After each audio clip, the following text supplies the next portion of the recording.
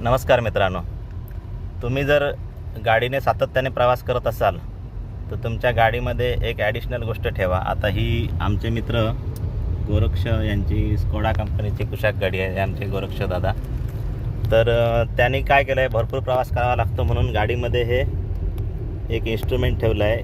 हे इलेक्ट्रिक काय म्हणतात गोरक्ष याला? ॲक्युप्रेशर मशीन आहे हे, आणि याच्यामधून इलेक्ट्रिक करंट सायलेंट आपल्याला मिळतं.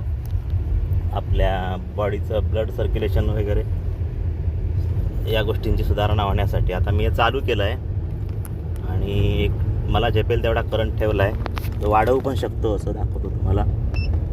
8, 9, 10 थोडासा शॉक जाणवतो.